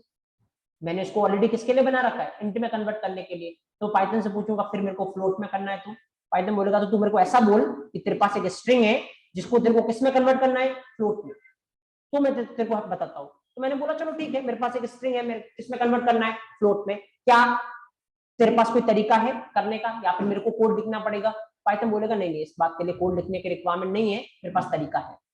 क्या तरीका है, मेरे पास एक फंक्शन है, उसको तू क्या कर दे, कॉल कर दे। अगला क्वेश्चन वापस क्या होगा, क्या नाम है फंक्शन का, पाइथन बोलेगा बिल्कुल रीडेबल है, तेरे को फ्लोट में करना है ना, तो फंक्शन का नाम क्या है, फ्लोट। इंट में करना तो क्या नाम है, इंट, फ्लोट में करना तो क्या नाम है, फ्लोट। तो तू काम कर, यहाँ पे एक काम कर तू, तेरे को जैसे ये सेकंड नंबर इंट में नहीं करवाना, किसमें करवाना है, फ्लोट में, तो फंक्शन का नाम क्या है, फ्लोट। इंट की जगह मैंने कौन सा फंक्शन यूज किया यहाँ पे, फ्लोट। इस बार एक बार चला के देखते हैं क्या कुछ होगा। इस बार पहला नंबर अपन यहाँ पे लेट्स से पहला नंबर मैंने डाला 30, राइट, दूसरा नंबर मैंने डाला 10.5, राइट, कितना आना है आंसर, कितना आना चाहिए इस बार 40.5, इस बार कितना आएगा 40.5। रीजन इज क्योंकि पहला नंबर आपने डाला 30, तो ये इनपुट फंक्शन को किस फॉर्मेट में लेगा, स्ट्रिंग में, या आया स्ट्रिंग का 30, आपने इसको किस में पास करवा रखा है, इंट में, इंट इसको क्या करेगा, इंट में कन्वर्ट करवा देगा। तो स्ट्रिंग का 30 किस में कन्वर्ट हो गया, इंट के 30 में, और आपने किस में स्टोर करवाया, n1 में, तो n1 में आपका स्टोर हो गया इंट का 30। अब आते नीचे लाइन पे, यहां से मांगा दूसरा नंबर, जब दूसरा नंबर मांगा तो अपन ने क्या दिया, अपन ने दिया था 10.5, कैसा है ये, फ्लोट, तो ये स्ट्रिंग में लेगा, और आपने इसको किस में पास करवा रखा है, फ्लोट में, फ्लोट इस स्ट्रिंग को किस में कन्वर्ट कर देगा, फ्लोट में, और फ्लोट में कन्वर्ट करके किस में स्टोर करवा देगा, n2 में, तो N2 में क्या स्टोर हो गया, फ्लोट का 10.5। फाइन, तो नीचे आओगे, N1 में कितना है 30, N2 में कितना है 10.5, 30 प्लस 10.5 कितना हो गया 40.5, 30 प्लस 10.5 कितना हो गया 40.5, राइट। तो जस्ट ऑब्जर्व हियर, यहाँ पे अगर आप चलाने की ट्राई करोगे you'll see कि आंसर आपको कितना मिल रहा है 40.5, फाइन। लेकिन अगेन मेरे को थोड़ी प्रॉब्लम है, मैं पाइथन से बोलूंगा चलिए तेरे तूने मेरे को जो बताया वो उसने मेरी क्या कर दी, हेल्प कर दी, कोई दिक्कत नहीं, मैं प्रॉपर तरीके से चला पा रहा हूँ, मेरा प्रॉपर आंसर आ रहा है। लेकिन एक काम करते हैं अपन, जैसे मान लो मैं इसको चलाऊं, अगर पहला नंबर 10.5 दे दी तो ऑब्वियसली क्या होने वाली है, एरर, क्योंकि पहले वाले में तो मैं किस में कन्वर्ट करवा रहा हूँ, इंट में। तो अगर 10.5 दूंगा तो क्या आने वाली है, पहली लाइन पे ही एरर आने वाली है, इसमें कोई डाउट है नहीं। ऑब्वियसली जैसे यहाँ पे जैसे एंटर करोगे पहली लाइन पे क्या आ रही है, एरर आ रही है। तो पाइथन से बोलता हूँ ये तो दिक्कत है, क्योंकि मेरे को नहीं पता जो यूजर चलाएगा वो पहला नंबर इंट देगा या फ्लोट देगा, या दूसरा नंबर इंट देगा या फ्लोट देगा, क्योंकि ये तो चलाने वाले पे डिपेंड करेगा कि वो क्या देगा, राइट। तो अगर मान लो मैंने यहाँ पे इंट लिखा और गलती से उसने क्या दे दिया, फ्लोट दे दिया, तो ये तो क्या देने लग जाएगा, एरर देने लग जाएगा। तो इसका मतलब तो अब मुझे ये कैसे पता होगा कि यूजर क्या दे रहा है, राइट। दिक्कत ये है कि मुझे ये कैसे पता होगा कि यूजर क्या दे रहा है, राइट। अगर यूजर ने गलती से पहले वाले में क्या दे दिया, फ्लोट दे दिया, तो फिर तो प्रॉब्लम हो जाएगी, क्योंकि क्या आएगी, एरर आएगी। तू बता अब इस सिचुएशन में मैं क्या करूं, तूने मेरे को ये तो बता दिया कि अगर इंट में कन्वर्ट करना है तो कौन सा है, इंट, और फ्लोट में कन्वर्ट करना है तो कौन सा है, फ्लोट।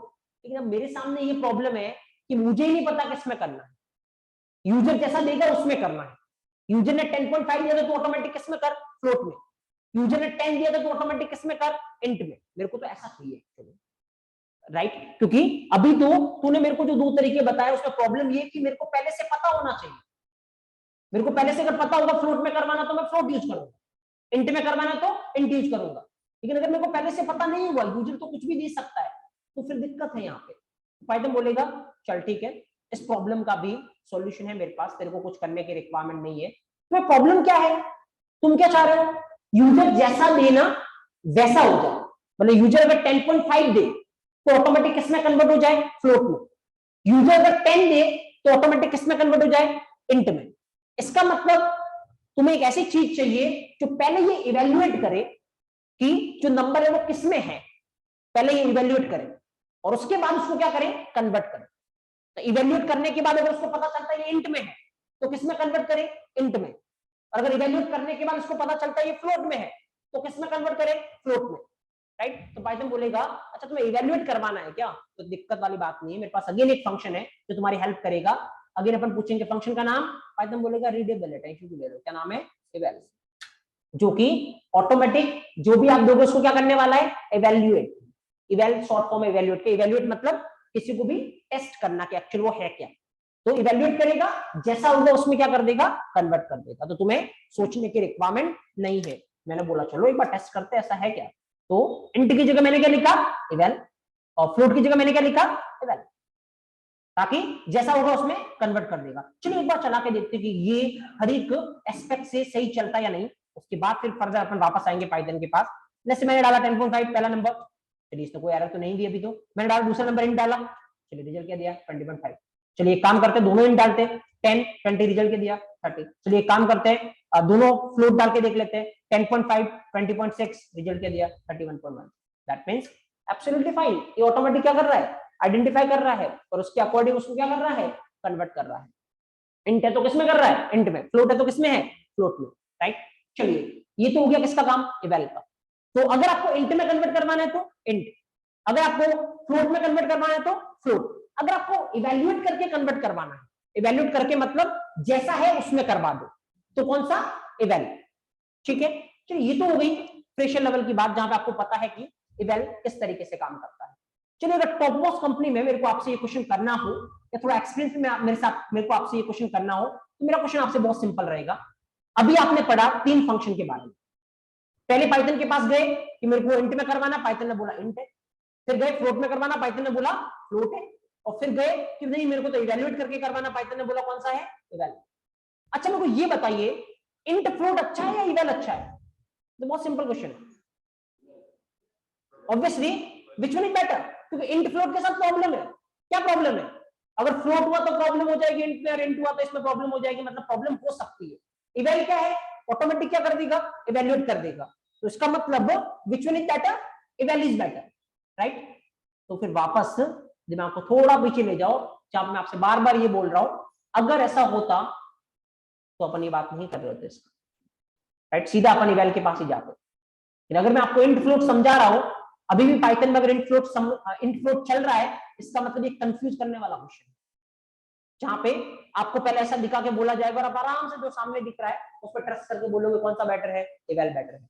बट अगर ये बेटर होता तो फिर इंट फ्लोट अपन ने पढ़ाई थी, क्वेश्चन ये होना चाहिए था, राइट। तो डेफिनेटली दिक्कत पता क्या है, जैसे मान लो आपने लिखा इंट, अच्छा इंट में यहाँ पे कुछ भी लिखा हुआ है, इंट को क्या करना है, सीधा इंट में कन्वर्ट करना है। मान लो कन्वर्ट करने में कितना टाइम लगता है, 1 सेकंड का, तो कितना टाइम लगेगा यहाँ पे, 1 सेकंड। मान लो आपने फ्लोट यूज किया, इसको पता है जो भी लिखा मेरे को किसमें कन्वर्ट करना है, फ्लोट में, और मान लो कन्वर्ट करने में 1 सेकंड का टाइम लगता है। अब यही स्टोरी देखिए, मान लो आपने लिखा इवेल, इवेल को 2 काम करना है, पहले तो इवेल्युएट करना है कि जो लिखा वो कैसा है, और फिर उसको क्या करना है, कन्वर्ट करना है। इंट और फ्लोट को एक ही काम था, क्या करना है, कन्वर्ट करना है, क्योंकि उनको पहले से पता है, इंट को पहले से पता मेरे को किसमें कन्वर्ट करना है, इंट में, फ्लोट को पहले से पता मेरे को किसमें कन्वर्ट करना है, फ्लोट में। इवेल को पहले से नहीं पता मेरे को किसमें कन्वर्ट करना है, इसको पहले पता करना पड़ेगा मेरे को किसमें कन्वर्ट करना है, उसके बाद ये क्या करेगा, कन्वर्ट करेगा। तो मान लो पता करने में 1 सेकंड और कन्वर्ट करने में 1 सेकंड, तो टोटल कितना टाइम लग रहा है, 2 सेकंड। तो अगर आप परफॉर्मेंस के फैक्टर में बात करोगे, ये दोनों आपके लिए क्या है, बेटर है, किससे, इवेल से। तो अगर आपको पहले से ही पता हो कि भाई मेरे को तो इंट में ही करवाना है या मेरे को तो फ्लोट में ही करवाना है, तो फिर इवेल की तरफ नहीं देखना है अपने को, फिर तो अपन किसके पास जाएंगे, इंट फ्लोट के पास ही जाएंगे। लेकिन अगर अपने को पहले से नहीं पता हो कि किसमें कन्वर्ट करवाना है, तो फिर अपने पास कोई चॉइस नहीं, अपन किसके पास जाएंगे, इवेल के पास। क्योंकि पहले से पता होने पर भी आप इवेल के पास जा सकते हो, लेकिन उसमें अननेसेसरी आपके लिए क्या होगा, एक्स्ट्रा टाइम कंज्यूम होने वाला है। तो पहले से पता है तो बेटर है किसके पास जाइए, आप इंट फ्लोट के पास जाइए, और अगर पहले से नहीं पता तो किसके पास जाइए, इवेल के पास। तो आंसर क्या है, which one is better, nothing is better, that will depend on the situation. What situation, if I exactly know in which I have to convert, then this one is the best. If I exactly don't know in which I have to convert, then this is the best. So that will depends on the situation. ना तो int float आपके better है और नहीं आपका eval better है, इसीलिए अपन दोनों पढ़ रहे हैं, क्योंकि डिपेंड करेगा आपकी सिचुएशन पे कि दोनों बेटर कौन। जैसे मान लो आप प्रोजेक्ट पे काम कर रहे हो, जहां पे आपका टास्क यही है कि 2 इंटीजर नंबर का ऐड करवाना, राइट। आपका टास्क मान लो आपको टास्क ही देता 2 इंटीजर नंबर को ऐड करवाना है, तो नंबर जो डालेंगे वो कैसे होंगे, इंटीजर ही होंगे। तो फिर क्यों लिखोगे आप इवेल, क्या लिखना पसंद करोगे, इंट। मान लो आपका टास्क ऐसा कि 2 फ्लोट नंबर को ऐड करवाना है, तो फिर आप डायरेक्ट क्या लिखोगे, फ्लोट में कन्वर्ट करवाओगे। आपका टास्क ऐसा है 2 नंबर को ऐड करवाना, वो कुछ भी हो सकता है, फिर अपन किसकी तरफ देखना पसंद करेंगे, इवेल की तरफ देखना पसंद करेंगे। तो डिपेंड करेगा कि आपका टास्क क्या है, उस बेसिस पे अपने को क्या लेने की रिक्वायरमेंट पड़ेगी, डिसीजन लेने की रिक्वायरमेंट पड़ेगी। फाइन, तो चलिए एक पॉइंट लिखिए, उसके बाद फिर अपन आगे देखते हैं। पॉइंट लिखिए एक, नेक्स्ट 3 पॉइंट आपने लिखे थे, तो 4 लिख लीजिए। If you want to convert, if you want to convert to float type, if you want to convert to float type, then we can use float function.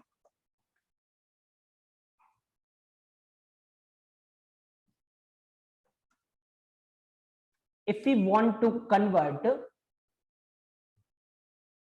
in the required type, if we want to convert in the required type after the evaluation, if we want to convert in the required type after the evaluation, then we can use eval function.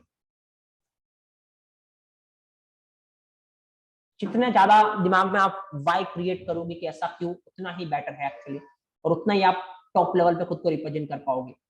अगर आप खाली याद कर लो कि eval का काम ये है, तो फिर बहुत इजी है आपको कंफ्यूज करना।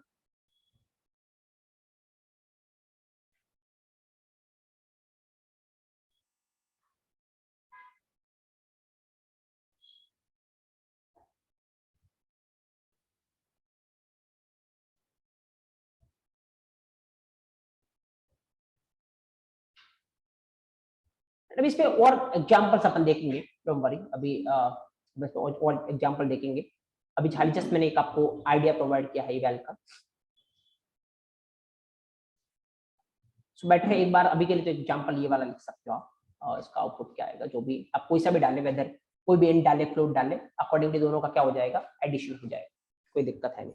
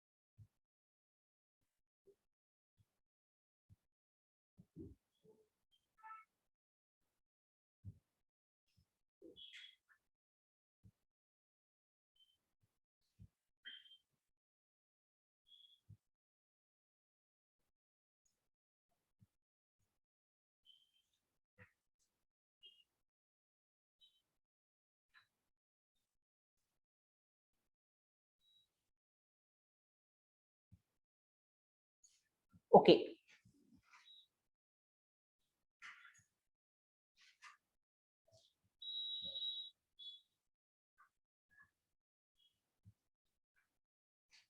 ओके, ऑलरेडी आई थिंक आप अवेयर हो कि कल आपका एग्जाम होगा इसके रिगार्डिंग, राइट। इंस्ट्रक्शन आपको मिल गए होंगे, फिर भी मैं क्विक इंस्ट्रक्शन प्रोवाइड करवा देता हूं आपको। कल मॉर्निंग 10 AM से लेके 10 PM तक टोटल 12 आवर के लिए एग्जाम की विंडो ओपन रहेगी। आप किसी भी टाइम 1 आवर के लिए एग्जाम दे सकते हो, राइट। जब भी आपको कन्वीनियंट टाइम लगे आप दे सकते हो। 1 आवर का एग्जाम होगा। टोटल 15 क्वेश्चन उसमें होने वाले हैं, राइट। हर एक क्वेश्चन 4 मार्क्स का रहेगा आपके लिए, तो टोटल 60 मार्क्स का वो क्वेश्चन पेपर होगा, राइट। ये कुछ इसमें जो भी क्वेश्चन आएंगे एक बार अच्छे से आप देख लेना क्वेश्चन को, क्योंकि दोनों ही तरीके के क्वेश्चन रहने वाले हैं, सिंगल चॉइस भी और मल्टीपल चॉइस भी। मतलब ऐसा हो सकता है कि एक क्वेश्चन का एक ही आंसर करेक्ट हो, या फिर ऐसा हो सकता है एक ही क्वेश्चन के 2-3 ऑप्शन करेक्ट, राइट। आप देख लेना, जनरली आपने देखा होगा, पहले भी एग्जाम दिया होगा, जब एक ऑप्शन करेक्ट होगा तो दूसरे को क्लिक करोगे तो ऑटोमेटिक पहले वाला हट जाएगा, एक टाइम पे एक ही ऑप्शन को आप क्लिक कर पाओगे। और उसको इंप्लीमेंट करते, इसको बोलते रेडियो बटन, ऐसे बने हुए आ रहे होंगे, ऐसे बने हुए अगर आपके पास आ रहे ऑप्शन के आगे, इसका मतलब वो एक ही ऑप्शन करेक्ट होगा उसका। और अगर चेक बॉक्स बने हुए आ रहे इस तरीके से, इसका मतलब मल्टीपल ऑप्शंस करेक्ट होने वाले हैं। तो उसमें ऐसा नहीं कि आपको पहला ऑप्शन मिला और अब आगे बढ़ गए क्वेश्चन पे, नहीं, और भी ऑप्शन करेक्ट हो सकते हैं, राइट। तो अकॉर्डिंगली आपको पूरा ध्यान से देखने की रिक्वायरमेंट और अटेम्प्ट करने की रिक्वायरमेंट है। तो ये तो इसके रिगार्डिंग है, एग्जाम के रिगार्डिंग। फर्दर कल आपका एग्जाम है और मंडे से आपकी इंटरव्यू प्रोसेस स्टार्ट हो जाएगी। आई थिंक स्लॉट आप पिक कर सकते हो, तो स्लॉट का फॉर्म आपको मिल गया होगा या मिल जाएगा। आप 15 मिनट का स्लॉट अपना पिक कर सकते हो, उसी स्लॉट पे या तो मंडे को या ट्यूसडे को आपका इंटरव्यू होने वाला है, राइट। उसके बाद जितना मार्क्स आपने एग्जाम में गेन किए हैं, जितने मार्क्स आपने इंटरव्यू में गेन किए, उसके बेसिस पे आपकी मेरिट लिस्ट बनने वाली है।